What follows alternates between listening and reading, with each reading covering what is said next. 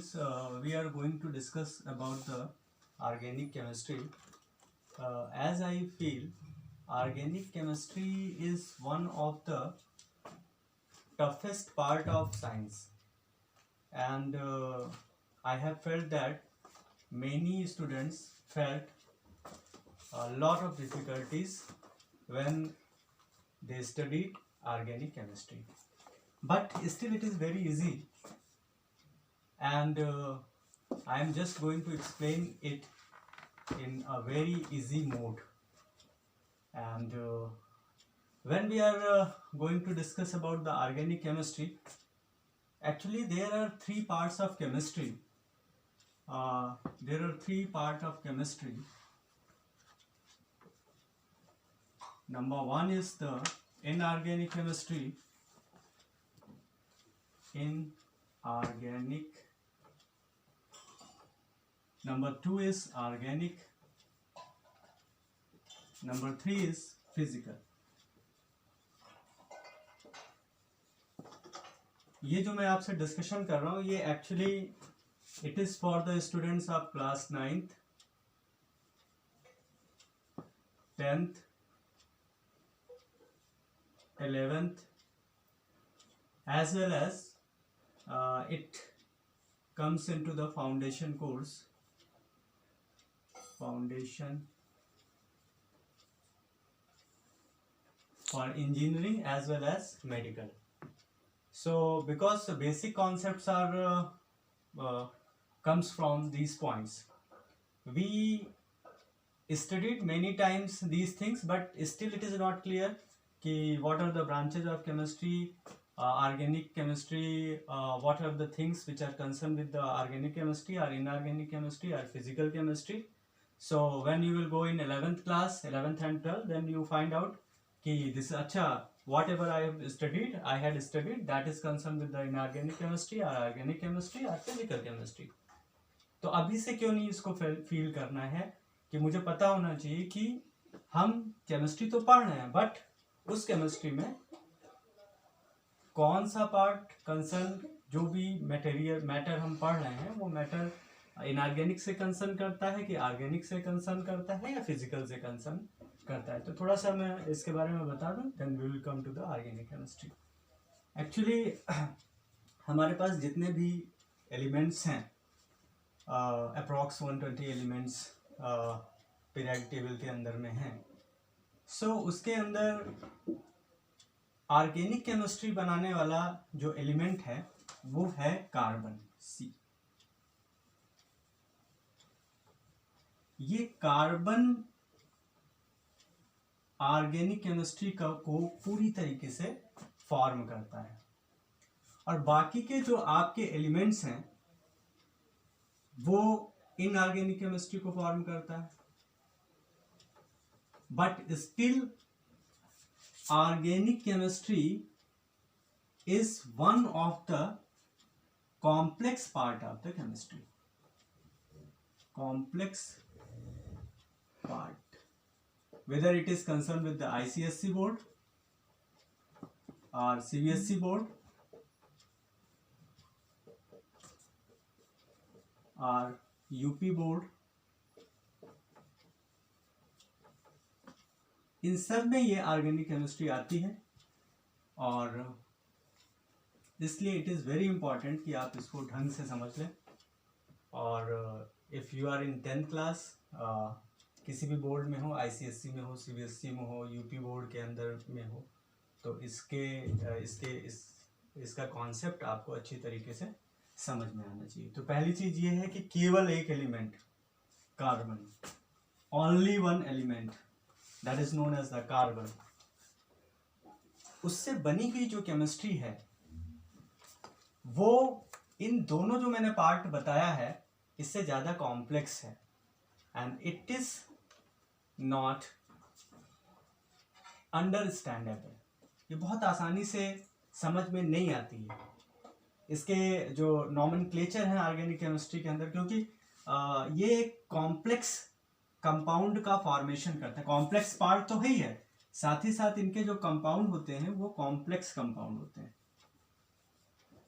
इसके simple compound, I mean to say that कि इनका स्ट्रक्चर, इनका behaviour, we are talking about the structure, if we are talking about the behaviour, all are complex whenever inorganic chemistry की अगर हम लोग बात करें, जिसमें बिसाइड्स ऑफ कार्बन जितनी पीरियोडिक टेबल के अंदर में एलिमेंट है, एक कार्बन आप हटा दीजिए, सारे के सारे एलिमेंट्स इनऑर्गेनिक केमिस्ट्री के हैं, लेकिन फिर भी इनऑर्गेनिक केमिस्ट्री कॉम्प्लेक्स नहीं है, कॉम्प्लेक्स नहीं है, कोई ऐसा कॉम्प्लेक्सन नहीं है इसके अंदर। अब दो बातें हैं, एक छोटा सा एग्जांपल मैं देता हूं, कॉम्प्लेक्स है नहीं कॉम्प्लेक्स है, इसको एक लेमैन कैसे समझेगा जो साइंस नहीं जानता? The person who does not know about science, how he will understand कि वेदर इट इज कॉम्प्लेक्स और नॉट। केमिस्ट्री की जब हम लोग बात करते हैं, we always talk about the water, हम लोग वाटर मॉलिक्यूल्स की बात करते हैं, H2O इनऑर्गेनिक मॉलिक्यूल है, इनऑर्गेनिक कंपाउंड है, it is not molecule but it is compound. सभी लोग जानते हैं हमारे बॉडी के अंदर ज्यादा से ज्यादा पार्ट, थ्री फोर्थ पार्ट जो है वाटर का है, और वाटर की सप्लाई अगर हमारी बॉडी को नहीं होगी तो हमारा जो बॉडी है वो सरवाइव नहीं कर पाएगा। केवल ह्यूमन बीइंग के लिए नहीं, बल्कि नॉन लिविंग ऑर्गेनिज्म के लिए भी ये बात सही है, उनको भी वाटर का, ट्रीज हैं, पेड़ हैं, तो उनके डेवलपमेंट के लिए भी वाटर की ज़रूरत होती है। अगर वाटर नहीं होगा तो उनका डेवलपमेंट नहीं हो पाएगा, उनकी ग्रोथ नहीं हो पाएगी, उनके अंदर फ्रूट्स नहीं आएंगे, उनके अंदर फ्लावर्स नहीं आएंगे। तो वाटर एक बहुत ही सिंपल कंपाउंड है। अब मैं ये इसलिए बता रहा हूँ क्योंकि हमारे पास, हमने क्या किया कि प्रैक्टिकली साइंस नहीं आता, साइंस का ABCD मुझे नहीं आता, और मैं ये बताना चाहता हूँ कि ऑर्गेनिक कॉम्प्लेक्स है या इनऑर्गेनिक कॉम्प्लेक्स है। मैंने दो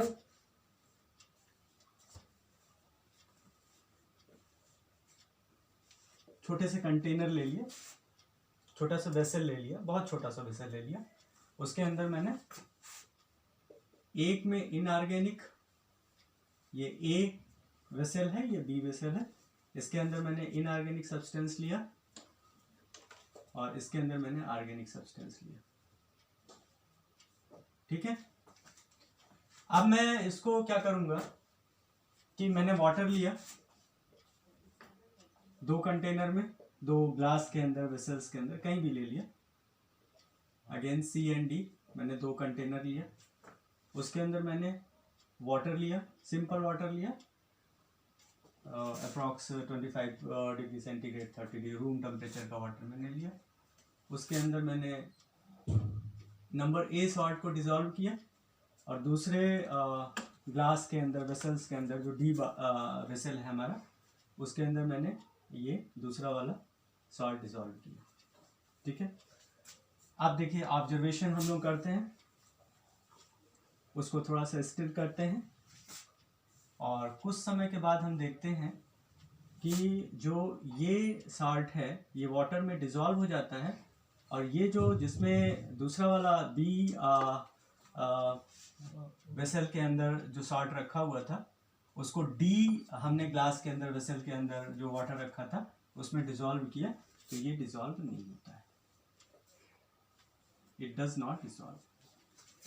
तो इससे ये पता चलता है कि अच्छा भाई, दूसरा फिर मैंने प्रैक्टिकल किया, मैंने इसको चेंज कर दिया, AB की जगह मैंने दूसरा कोई सॉल्ट इनऑर्गेनिक ही रखा, A में इनऑर्गेनिक रखा, B में जो है ऑर्गेनिक रखा, फिर मैंने सेम काम किया, फिर मैंने इसमें क्या कहते हैं, सॉल्ट को डिसॉल्व किया दोनों कंटेनर के अंदर में। तो अब क्या हुआ कि A कंटेनर के अंदर में, ये C कंटेनर के अंदर में, जिसमें इनऑर्गेनिक सब्सटेंस जो मैंने चेंज किया था, अब मैंने इसको डिसॉल्व किया, तो ये डिसॉल्व नहीं हुआ,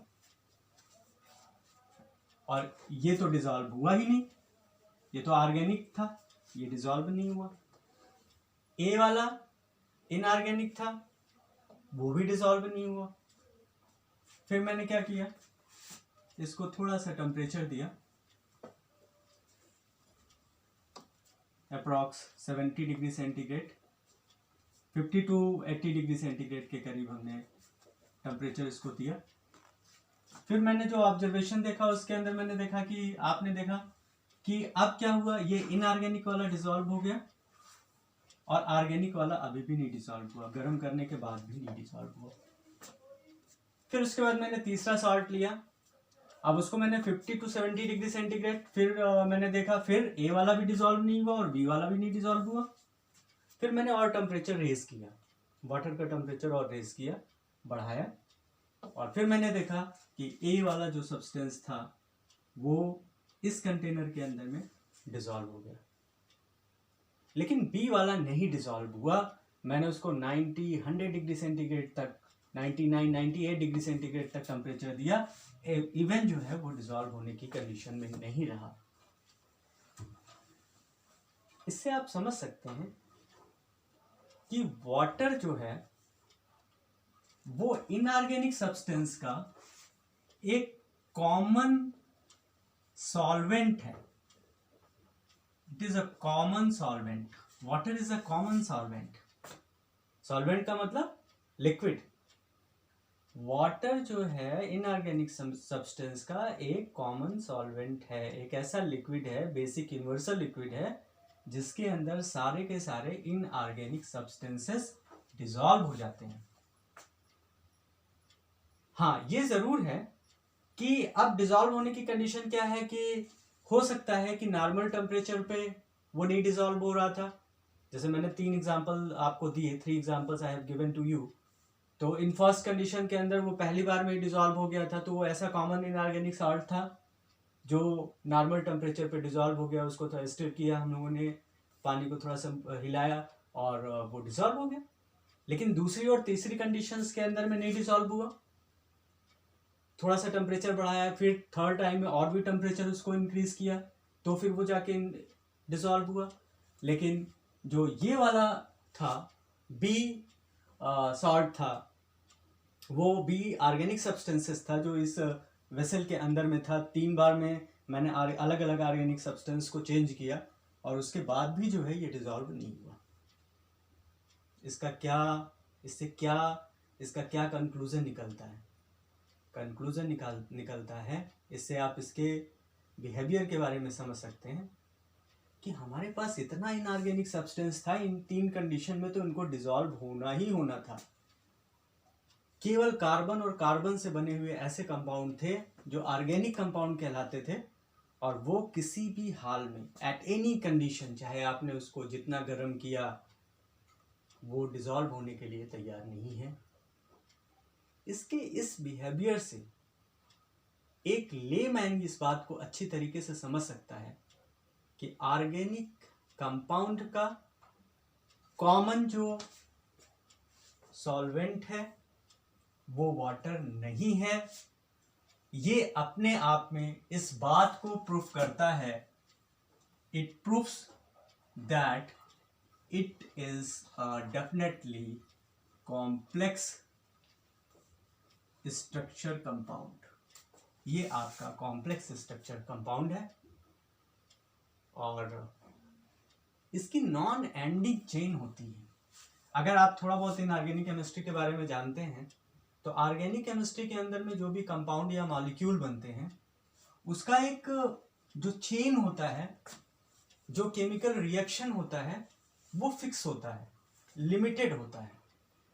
नंबर ऑफ एटम्स का जो कॉम्बिनेशन होता है वो लिमिटेड होता है।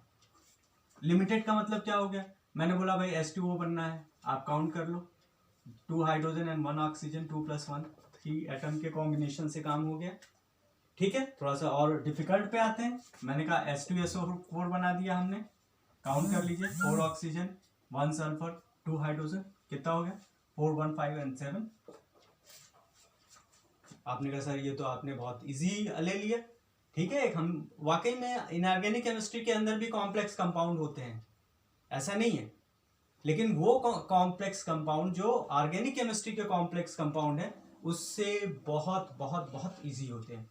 अब मैं एक इनऑर्गेनिक केमिस्ट्री के अंदर जो कॉम्प्लेक्स कंपाउंड हम लोग ले रहे हैं उसका मैं एग्जांपल लेने जा रहा हूँ K4FeCN6. It's name is potassium ferrocyanide. जो बच्चे 10th में हैं, 11th में हैं, 10th में हैं, वो इसका नाम सुने होंगे. जब भी आप सॉल्ट पढ़ते हैं तो सॉल्ट के अंदर you had studied about the complex salt. Complex salt ऐसा होता है जिसमें बहुत से जो है एलिमेंट्स, एटम्स आपस में केमिकल रिएक्शन, दो या दो से अधिक जो एटम्स हैं वो केमिकल रिएक्शंस करके कॉम्प्लेक्स स्ट्रक्चर बनाते हैं. अगर इस स्ट्रक्चर के अंदर में नंबर ऑफ एटम मैं काउंट करूं तो 6 साइनाइड का हो गया, 6 CN, 1 Fe एंड 4 K. ठीक है, तो 6, 1, 7 और 4, 11, maximum 11. I just want to ask one question कि what should be the chain limit of organic compound? Physically, literally, अगर मैं आपसे ये पूछूं तो आपका कुछ जो रिप्लाई होगा वो लिमिटेड रिप्लाई होगा.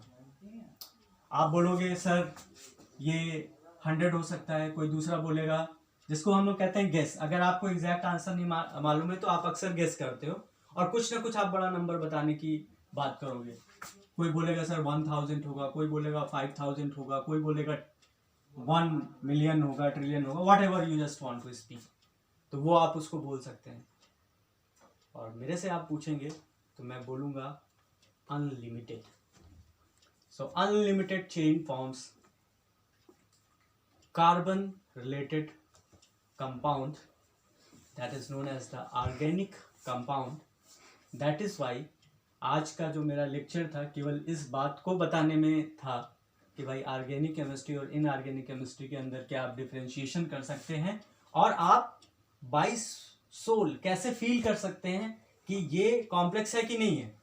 केवल किसी के कह देने से, बुक में लिखा हुआ है, टीचर ने बता दिया, आपके फ्रेंड ने बता दिया कि ये कॉम्प्लेक्स है तो आप बोलोगे यस इट इज कॉम्प्लेक्स. नहीं, these are the reasons why this organic compound is really a complex compound. So thank you. Next turn पे हम लोग इसके बारे में और नेक्स्ट लेक्चर पे बातचीत करेंगे. Thank you.